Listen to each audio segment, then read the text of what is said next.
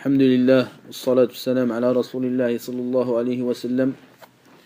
قال الشيخ عبد الرحمن ابن ناصر السعدي رحمه الله تعالى: تبطل الصلاة بترك ركن أو شرط وهو يقدر عليه عمدا أو سهوا أو جهلا إذ لم يأتي به.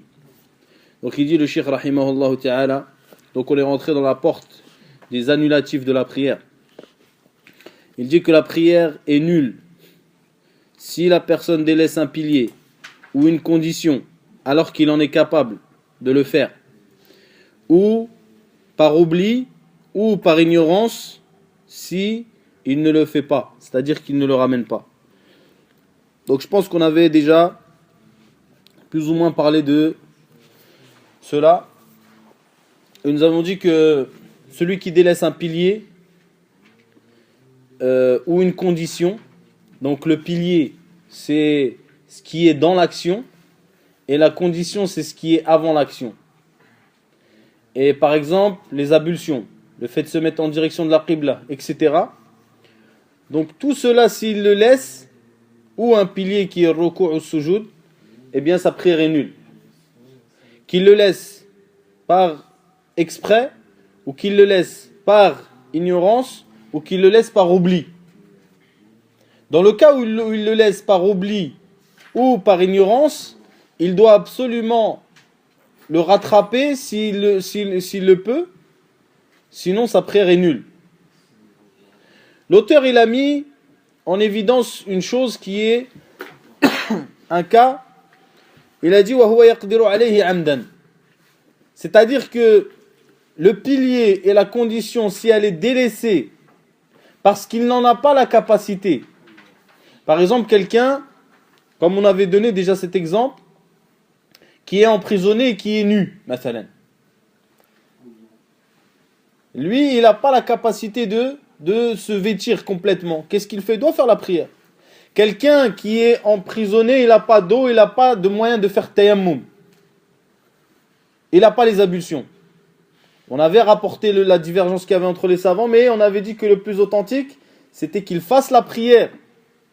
Il fait la prière à son heure, même sans les ablutions, même s'il n'a pas de vêtements. Pourquoi? Parce qu'il n'a pas la capacité de faire les ablutions ou il n'a pas la capacité de se vêtir. Donc là, ou s'il n'a pas la capacité aussi de faire le sujoud. Donc quelqu'un qui est malade, qui est allongé, qu'est-ce qu'il va faire? Il va prier quand même. Il ne peut pas faire le sujoud. Mais sa prière, elle est bonne. Donc c'est pour ça qu'il faut bien conditionner le fait que la prière est annulée en délaissant une condition et un pilier, dans le cas où la personne n'en a pas la capacité. Dans le cas où la personne n'en a pas la capacité. C'est pour ça que il est rapporté dans le hadith de Al-Moussi d'Ibn Abbas, dans les deux recueils authentiques, que le Nabi sallallahu alayhi wa sallam, lorsque la personne avait fait la prière mais n'avait pas respecté un pilier qui est le fait d'être apaisé, eh bien le prophète sallallahu alayhi wa sallam a dit: retourne, prie car tu n'as pas prié. Donc ça c'est pour dire que le fait de délaisser un pilier, ça annule la prière. وَبِتَرْكْ وَاجِبٍ عَمْدًا, ou en délaissant une obligation de la prière exprès. Donc nous avons dit que dans la prière il y a al-arkan, ce qui est pilier, ce qui est obligation, et ce qui est ni pilier ni obligation et qui est recommandé, qui est sunnah. Donc la personne qui va délaisser une obligation, qui est par exemple al-tashahud al-awwal, le premier tashahud dans la prière, ou les takbirat entre les piliers, takbirat l'intiqal, fait dire Allahu Akbar, ou Sami Allah liman hamidah, par exemple. Celui qui va laisser ça exprès, eh bien lui, sa prière est nulle. Celui qui va les laisser par oubli, eh bien il doit absolument faire sujoud sahw. S'il a oublié de faire sujoud sahw, eh bien sa prière est bonne, car il a oublié de rattraper. Il dit, l'auteur rahimahullah ta'ala, wa bil kalami amdan. La prière est nulle aussi avec la parole lorsque la personne parle dans la prière exprès. Lorsque la personne parle exprès.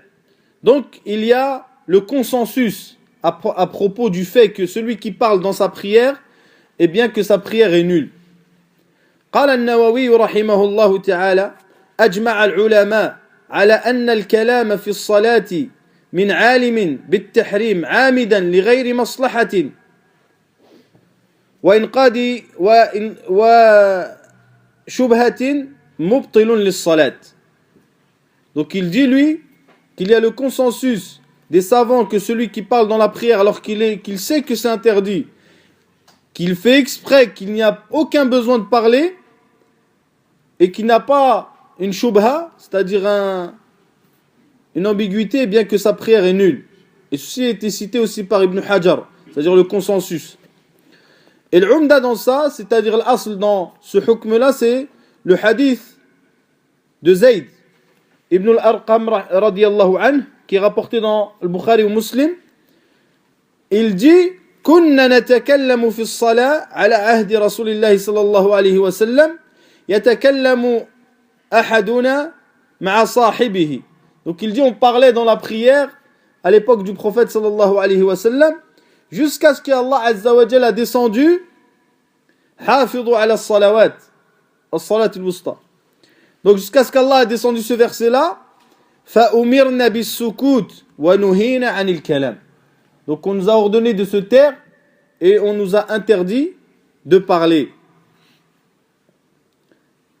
Donc le fait de parler dans la prière est un annulatif de la prière. Amma idha takallama, donc l'auteur rahimahullah il a bien conditionné au fait que ça annule la prière lorsqu'il le fait exprès. Mais s'il le fait par ignorance ou par oubli, eh bien, à partir de ce moment-là, il y a une divergence entre les savants sur le fait de dire que sa prière est nulle ou pas. فإذا تكلم جاهلا أو ناسيا اختلف العلماء في صحة صلاته من بطلانها. Donc il y a ceux qui disent que la prière est bonne. Et c'est l'avis de la majorité, notamment Shafi'i, rahimahullah, Malik ou Cheikh l'Islam Taymiyyah et d'autres, qui disent que sa prière elle est bonne.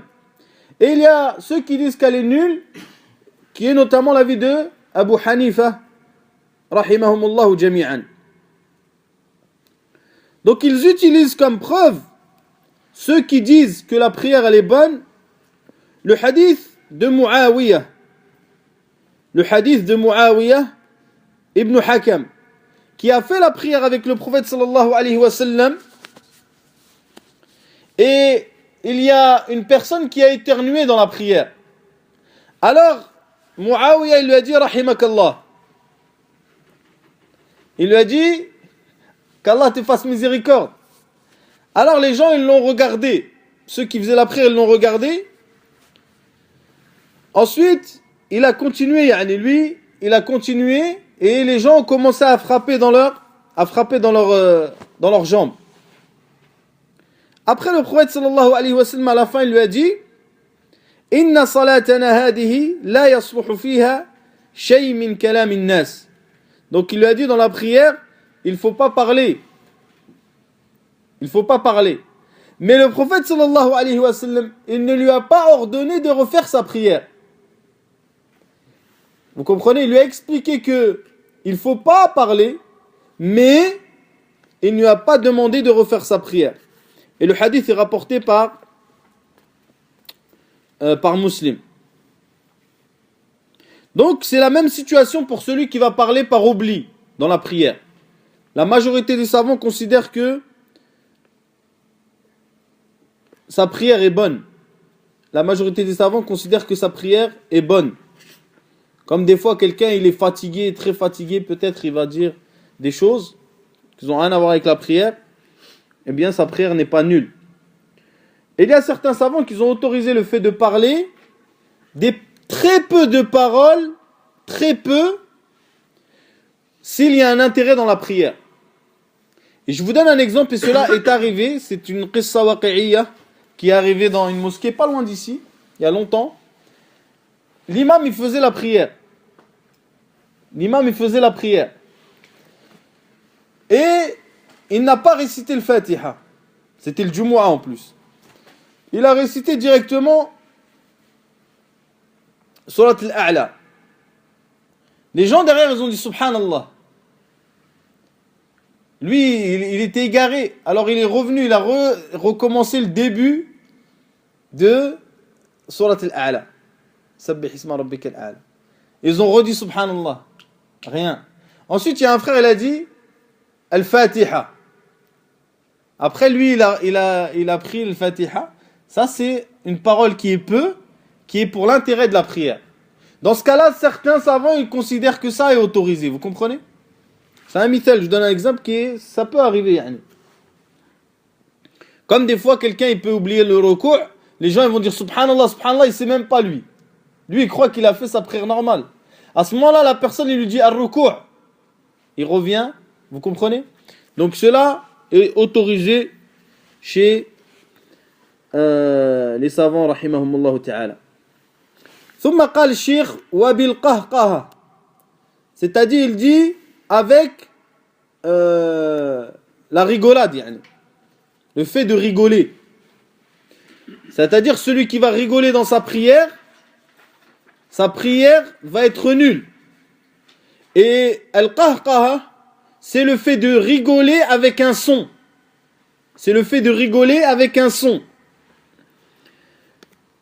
Donc, نقل الإجماع على ذلك ابن المنذر.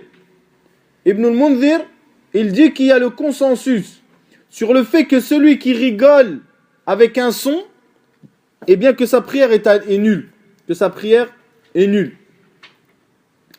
Et Cheikh al-Islam Ibn Taymiyyah, rahimahullah ta'ala, il fait la différence entre rigoler et sourire. Il dit celui qui rigole avec un son, celui-là, sa prière est nulle. Mais celui qui sourit, dans la prière, sa prière n'est pas nulle. Sa prière est bonne, même si cela est considéré comme étant déconseillé dans la prière. Puisque ça va à l'encontre de la dévotion, du khushu' et de l'humilité. Certains aussi ont invoqué que le fait de rigoler pendant le wudu annulait le wudu. C'est rapporté par certains. Et ceci, c'est pas... La majorité considère que ça annule pas les ablutions. ثم قال رحمه الله تعالى وبالحركة الكثيرة عرفا المتوالية لغير ضرورة. Donc il dit avec le mouvement, un mouvement qui est important, عرفا, c'est-à-dire qui est connu auprès des gens, qui est un mouvement important. Mutawaliya, qui est suivi l'un de l'autre, qui fait plusieurs mouvements les uns après les autres. Li ghayri daruratin, alors qu'il n'en a aucun besoin. Donc, al-haraka, al-kathira urfan. Déjà, il faut expliquer qu'est-ce que le mouvement important connu chez les gens. Il y a eu une divergence entre les savants sur le mouvement qui est important ou qui ne l'est pas. Et as-sahih, et ce qui est le plus authentique, c'est de dire que le mouvement important, c'est un mouvement que si la personne te voit, une personne extérieure te voit, eh bien elle pense que tu n'es pas en prière. Vous comprenez? C'est ça un mouvement important en réalité. C'est que celui qui va te voir prier, il va dire celui-là il n'est pas en prière. Parce qu'il fait un mouvement qui est important et qui dénature les mouvements de la prière et la prière. Donc mutawaliya, c'est-à-dire que l'auteur, il a cité 3 conditions pour que le mouvement annule la prière. Le premier, c'est qu'il soit important. Le deuxième, c'est qu'il soit suivi l'un de l'autre, qu'il y ait beaucoup de mouvements qui se suivent. Et le troisième, c'est qu'il soit fait pour aucune utilité.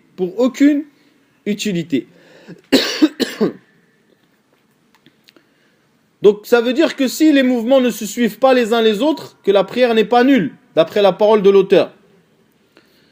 Donc il faut savoir que les mouvements sont de 5 catégories. Les mouvements dans la prière sont de 5 catégories. Il y a al-harakat al-wajiba. Il y a les mouvements obligatoires. Et al-harakat al-wajiba, c'est celle que tu es obligé de faire. Et c'est notamment, par exemple, ce qui a été rapporté dans le hadith de Tahwil al-Qibla. Lorsqu'il y a eu le changement de la Qibla, eh bien, lorsqu'ils ont appris, les compagnons, que la Qibla avait changé, eh bien, ils se sont automatiquement mis en direction de la nouvelle Qibla. Donc, ce mouvement-là était un mouvement obligatoire. Donc, c'est comme quelqu'un qui va prier, par exemple, hors de la ville. Il va se mettre en direction de la Qibla. Il va chercher la Qibla, il va se mettre en direction d'un endroit, il va prier. Puis il y a un passant qui passe, il lui dit, la Qibla c'est pas par là, c'est de l'autre côté. À ce moment-là, il est obligé de bouger. Et ceci est une haraka wajiba, c'est un mouvement qui est obligatoire. Deuxième, al-harakat al-mustahabba. وهي ما يتوقف عليها الكمال في الصلاة. C'est ce qui implique que la prière soit complète. Donc parmi les harakat mustahabba notamment, c'est lorsque par exemple une personne sort du rang. Une personne elle sort du rang. Eh bien la personne qui est dans le rang qui est derrière, la personne qui est en face de la fourja, là, de l'écart, bien lui, il est recommandé pour lui de fermer ça et de se mettre, de compléter le rang. Vous comprenez? De compléter le rang de devant, puisqu'il y a un trou. Donc ce mouvement est un mouvement qui est mustahab. Le troisième mouvement, c'est al-harakat al-mubaha. Al-harakat al-mubaha, qui sont autorisés, les mouvements autorisés dans la prière.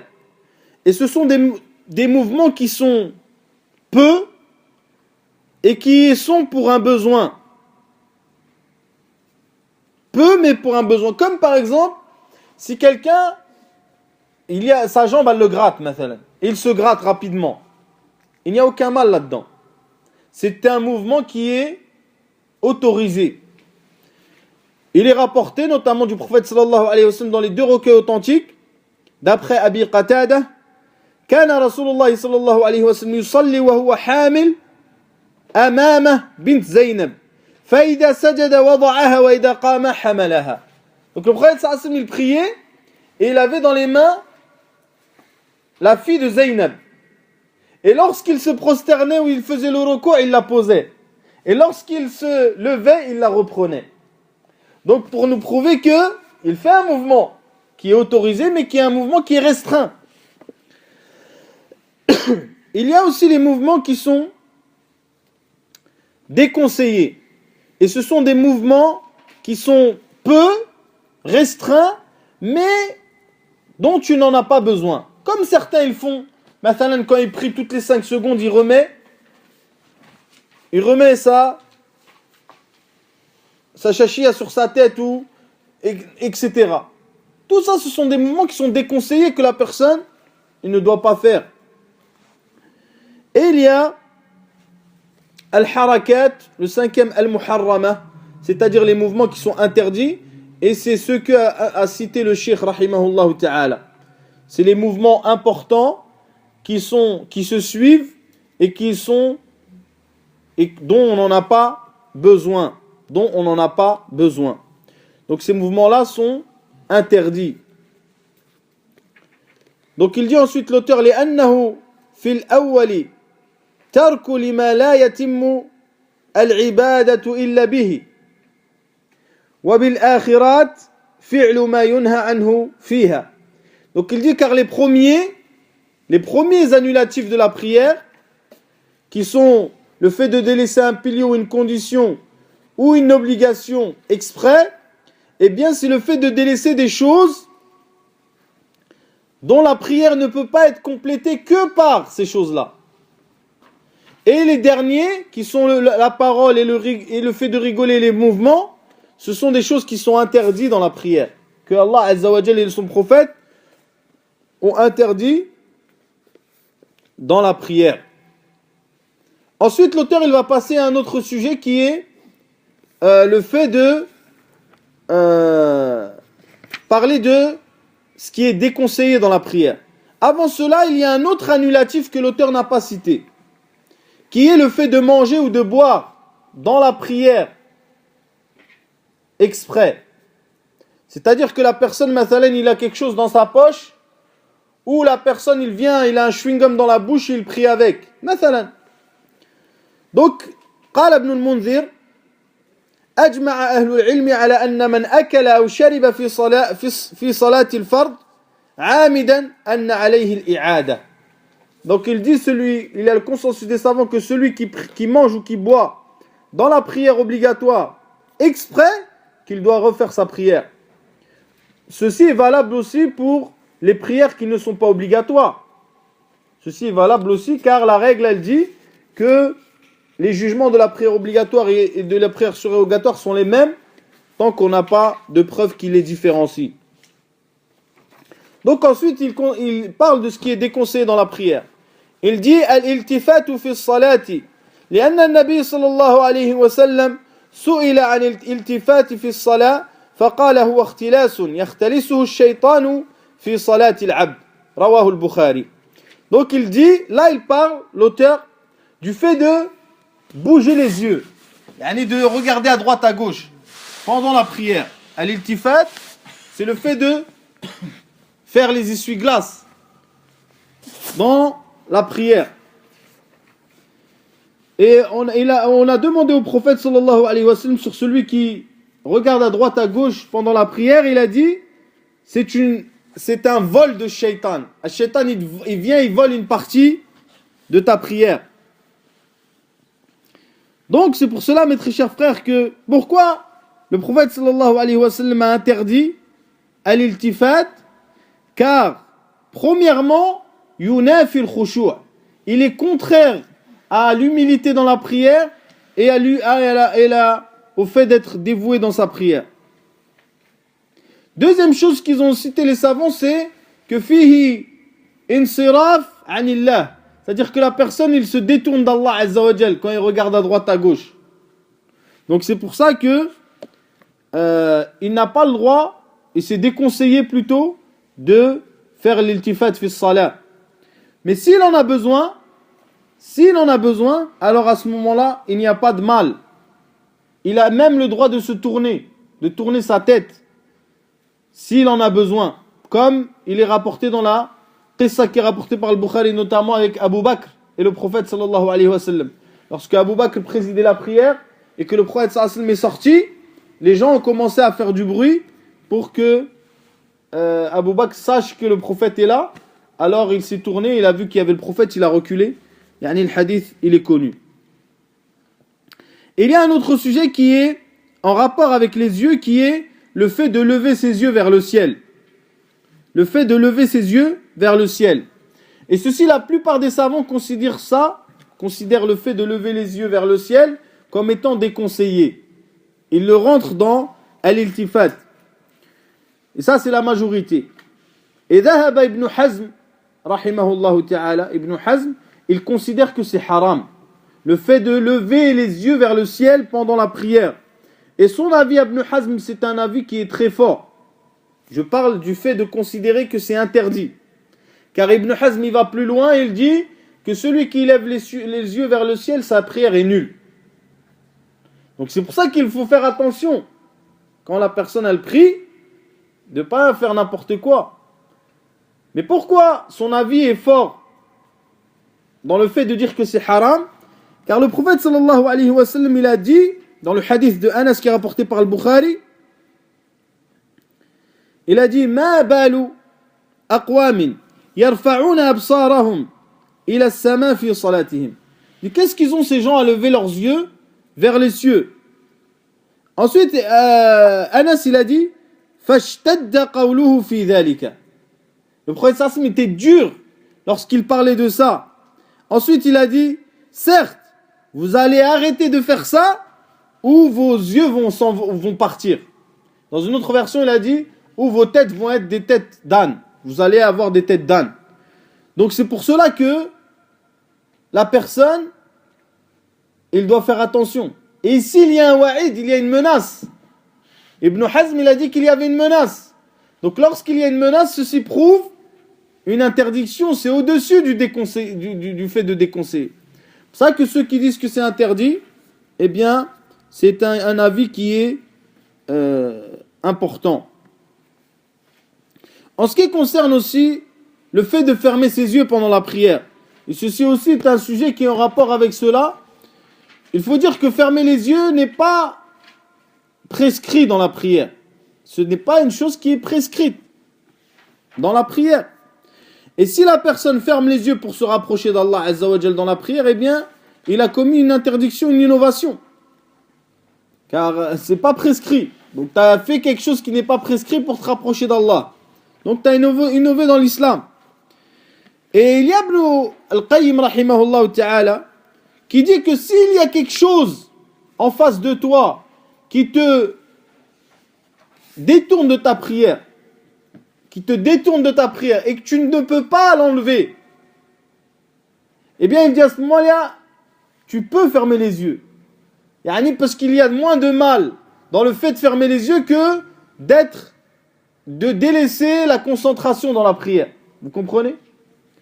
Mais en réalité, le mieux c'est d'enlever cette chose-là avant la prière, qui va t'occuper pendant la prière.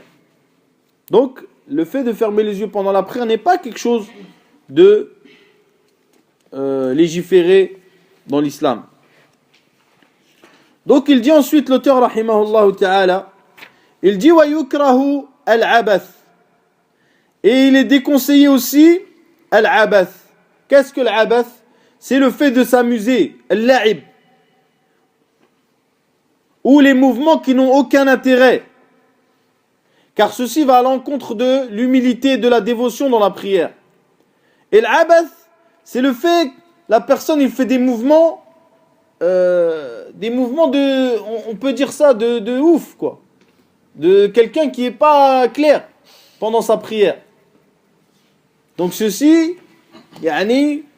c'est déconseillé car ça va à l'encontre de la dévotion dans la prière. Ensuite, il dit l'auteur, rahimahullah ta'ala, wa wad'u al-yad ala al-khasira, ou de poser ses mains sur, ou de poser sa main sur la hanche, ou sur les hanches, pendant la prière. C'est-à-dire de faire comme ça, ou comme ça. De mettre ses mains sur les hanches pendant la prière, car le prophète sallallahu alayhi wa sallam a dit, comme d'après Abu Huraira, c'est rapporté dans les deux recueils authentiques, Naha Rasulullah sallallahu alayhi wa sallam an yusalli ar-rajul mukhtasiran. Il a interdit que l'homme prie alors qu'il a les mains sur les hanches. Et la sagesse de cela, il a été cité plusieurs avis des savants. Notamment, ils ont dit que Ash-Shaytan, Iblis, lorsqu'il a été descendu sur terre, il est descendu sur cette position. Il a été dit aussi que c'est comme ça que vont se reposer les gens de l'enfer. Il a été dit aussi que c'est une position des gens de l'orgueil. Les orgueilleux, ils se mettent comme ça. Vous comprenez? Et il a été rapporté dans Sahih al-Bukhari d'après Aïcha que كانت اليهود تفعله, que les juifs ils faisaient ça. C'est pour ça que le prophète sallallahu alayhi wa sallam nous a interdit cela. Et c'est ceci le plus proche, même si les autres ne sont pas à rejeter, car il a été rapporté d'après Aïcha dans Sahih al-Bukhari. قال وتشبيك أصابعه, et le fait de rentrer les mains les unes dans les autres pendant la prière, ceci aussi est déconseillé. D'après Abu Huraira, il a été rapporté du prophète sallallahu alayhi wa sallam, comme c'est rapporté dans Sunan al-Darimi et Mustadrak al-Hakim, il dit إذا توضأ أحدكم في بيته ثم آتى المسجد كان في صلاة حتى يرجع فلا يفعل هكذا وشبك بين أصابعه. Donc le prophète sallallahu alayhi wa sallam, il a dit, lorsque l'un d'entre vous quitte, qui fait les ablutions et quitte sa maison, il est en prière, qu'il ne fasse pas comme ça. C'est-à-dire même quand tu vas à la mosquée, faut pas shabbak bayna asabi'ak, faut pas mettre les doigts les uns entre les autres, car tu es déjà comme si tu étais déjà en prière, et ceci est déconseillé. Ceci est déconseillé. Il a dit, النبي صلى الله عليه وسلم وفرقعتها, c'est-à-dire le fait de أن يشد بين الأصابع, أن يشد بين الأصابع, c'est-à-dire le fait de serrer les doigts, de rentrer les doigts les uns dans les autres. C'est le fait de mettre les doigts comme ça, de serrer les doigts pendant la prière. Eh bien, ceci est déconseillé. La personne ne doit pas faire cela. Il est rapporté de Shu'bah où il a dit Sallaytu ila janib ibn Abbas. J'ai prié à côté d'Ibn Abbas. Fafaqa'tu asabi'i. C'est-à-dire, j'ai serré mes doigts. Falamma qadaytu as-salat qala la. Il a dit, lorsqu'il a fini la prière, il a dit ne fais pas ça avec tes doigts alors que tu es en prière. Ne fais pas ça avec tes doigts alors que tu es en prière. Et ceci est rapporté par Ibn Abi Shayba. Il est rapporté par Ibn Abi Shayba.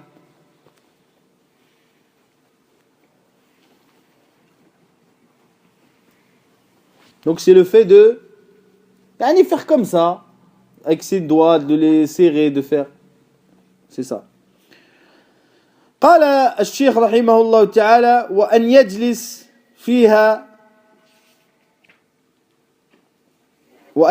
فيها مقيعا كإقعاء الكلب. C'est-à-dire que il se met comme il se met le chien. Donc on a parlé de l'iqa'a déjà précédemment, je ne sais pas si vous vous rappelez. L'iqa'a, il y a deux façons de faire l'iqa'a. Il y a le fait de s'asseoir sur ses pieds alors que ses pieds sont debout. Vous voyez, c'est comme ça. Ça c'est l'iqa'a. Mais en posant les mains sur les cuisses. Et ceci, nous avions dit qu'il y avait une divergence. Certains disaient que c'était abrogé et que Ibn Abbas il disait dans Sahih Muslim que c'était sunnah, que des fois il n'y avait pas de mal à le faire. Ici il parle de iqa'a al-kalb. Iqa'a al-kalb c'est ça, mais sauf que c'est en posant ses mains sur le sol. Vous voyez? Donc ça, c'est la même chose, mais sauf que tu poses tes mains sur le sol. Et ceci, c'est ceci qui est déconseillé. Donc le premier n'est pas comme le deuxième. Le premier, il a été rapporté que c'était sunnah d'après Ibn Abbas. Et l'autre, il a été rapporté que c'est interdit. Que c'est interdit. Donc notamment, les hadiths qui sont rapportés, comme le hadith qui est rapporté par Ahmed, même s'il est faible, il est rapporté que le Nabi sallallahu alayhi wa sallam a interdit le fait de faire iqa'a al-kalb, de faire comme ce que je vous ai dit. Ou il a cité aussi dans Muslim كان ينهى le hadith de Aïcha عن عقبة الشيطان. C'est-à-dire qu'il l'a appelé عقبة الشيطان, le sens de se faire cette position que nous avons citée.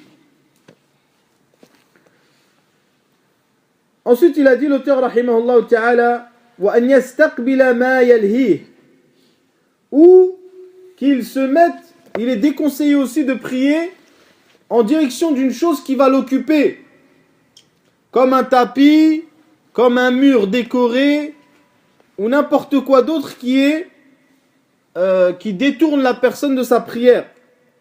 Car il est rapporté de Aïcha radiyallahu anha que le prophète sallallahu alayhi wa sallam, on lui avait donné un tissu où il y avait des dessins, des traits, qui étaient colorés avec des traits.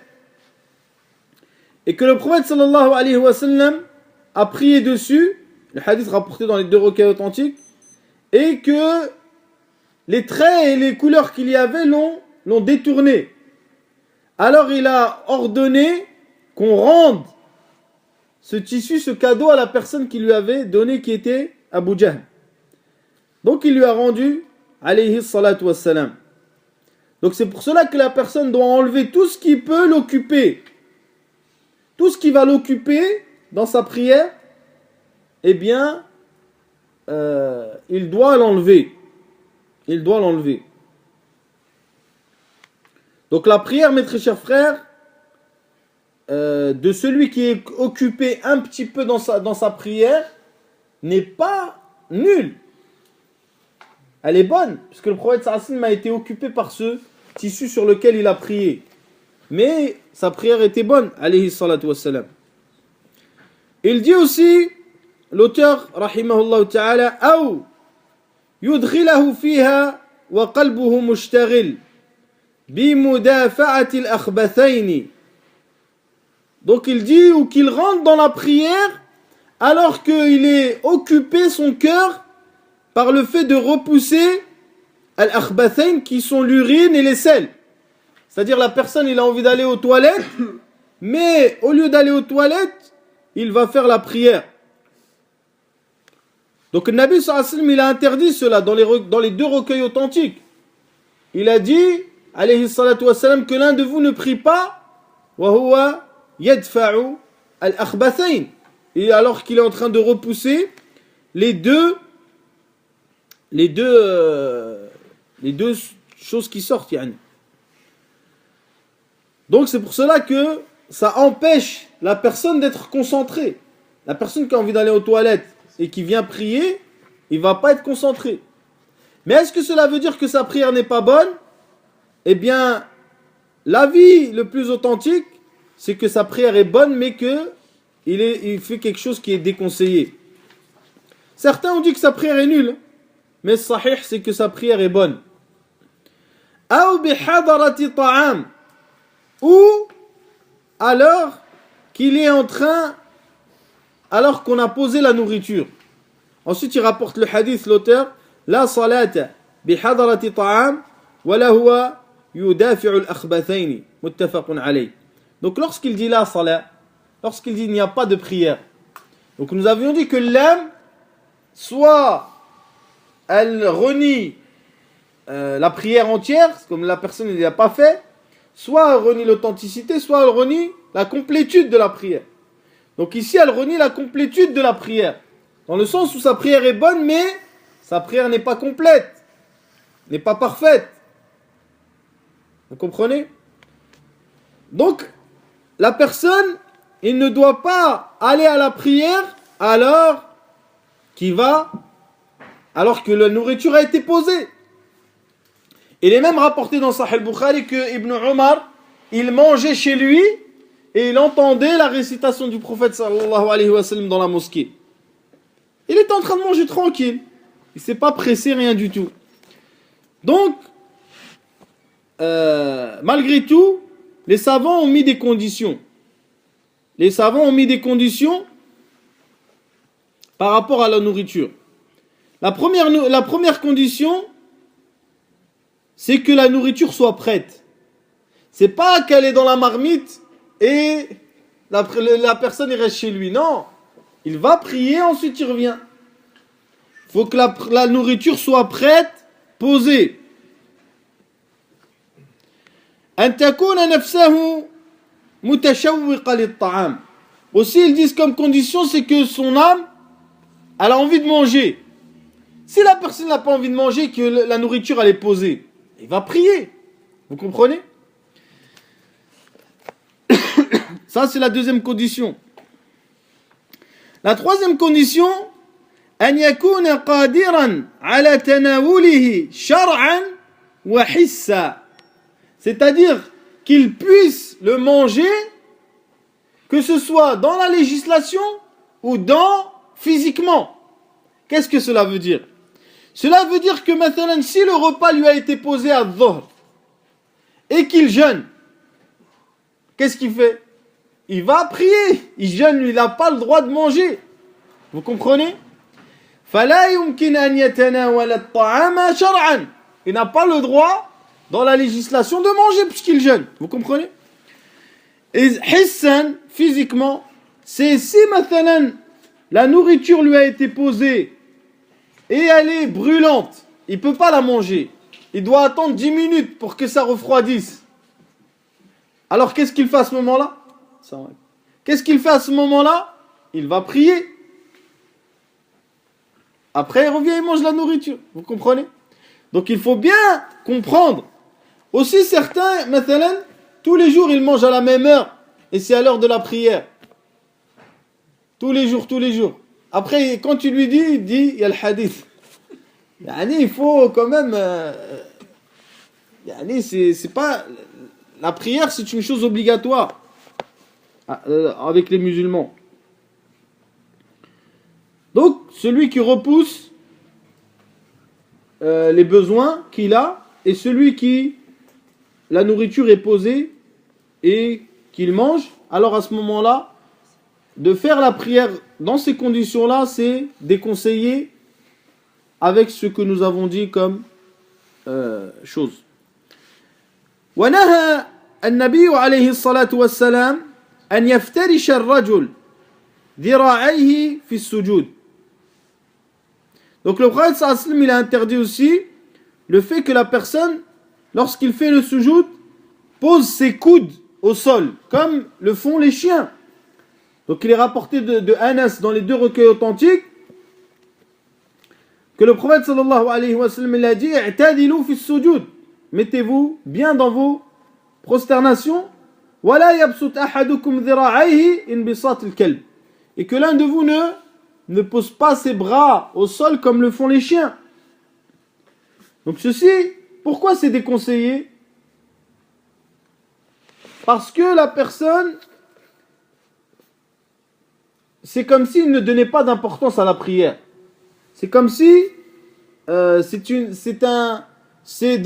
fait de ressembler aux animaux qui est interdit. Et deuxièmement, c'est comme si la prière n'avait pas une valeur pour lui. D'autres savants ont cité d'autres choses qui sont déconseillées, nous allons les citer rapidement. Notamment as-sadl. As-sadl. Et sadl, c'est le fait de s'enrouler complètement dans un vêtement, de manière à ce que les bras soient à l'intérieur, et de faire le sujoud et le ruku' comme ça. Vous comprenez? Donc le prophète sallallahu alayhi wa sallam, d'après Abu Huraira, anna an-nabi sallallahu alayhi wa sallam naha 'ani as-sadl fi as-salat. Il a interdit le fait de faire sadl, de s'enrouler dans un vêtement et de prier ainsi. Ceci a été rapporté par Abu Daoud et Tirmidhi et qui a été considéré comme étant bon par Sheikh al-Albani rahimahullah, mais fil hadith da'f. Toutes les versions de ce hadith ont été rapportées avec une faiblesse. Certains considèrent que le hadith est faible. Mais la personne, il doit délaisser cette chose-là pour sortir de la divergence, le fait de s'enrouler complètement dans un vêtement et de prier ainsi. Aussi, il y a comme choses qui ont été citées al-buzaq jihat al-qibla ou 'an al-yamin. Le fait de cracher pendant la prière en direction de la qibla ou à sa droite.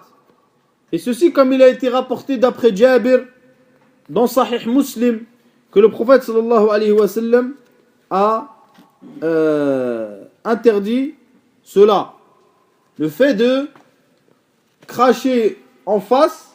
Bon, bien sûr, aujourd'hui, généralement, on prie dans les mosquées, il y a des tapis, etc. Les gens ils ne crachent pas, mais c'est possible que quelqu'un ait pris dehors. Et qu'à ce moment-là, il peut cracher, mais en dessous, son pied gauche. Après, il essuie. Mais il ne crache pas en face de lui ou à sa droite. Aussi, le fait de s'appuyer sur la main gauche pendant la prière. C'est-à-dire lorsque tu es assis, de s'appuyer sur sa main gauche. Il est rapporté d'après Ahmed et Abu Daoud, d'après Ibn Omar, que le prophète sallallahu alayhi wa sallam a interdit إذا جلس الرجل في الصلاة أن يعتمد على يده اليسرى.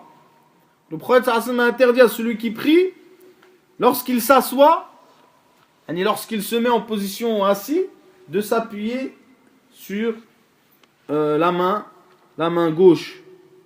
Donc voilà, Inch'Allah ta'ala, en gros, ce qui annule la prière et ce qui diminue la prière dans sa complétude. Wallahu ta'ala alam, subhanakallah wa bihamdik, shadu an la ilaha illa ant.